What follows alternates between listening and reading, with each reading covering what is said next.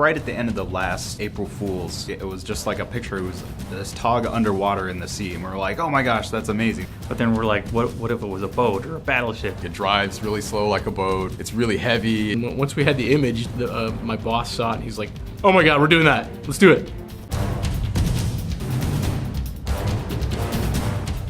I mean, the biggest challenge is just to not make it feel like a tank.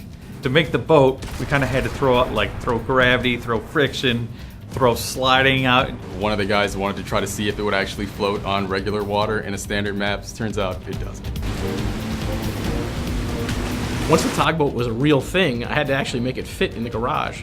When you're switching through the reel in the garage and you hit the tugboat, the whole garage floods. It's very cool.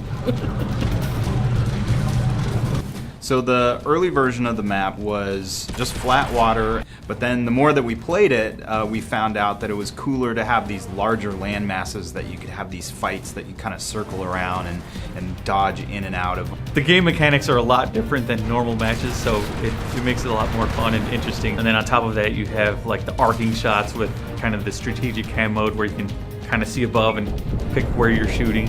One of my favorite things to do is to try and bump somebody so I can actually try and tip them over as far as possible. But you can see that propeller sort of spinning underwater. The one thing is the audio, because a lot of it we kind of borrowed from World of Warships, which is kind of hilarious in itself. You can hear the wood creaking on the deck as the boat's turning. You hear foghorns in the distance, the seagulls.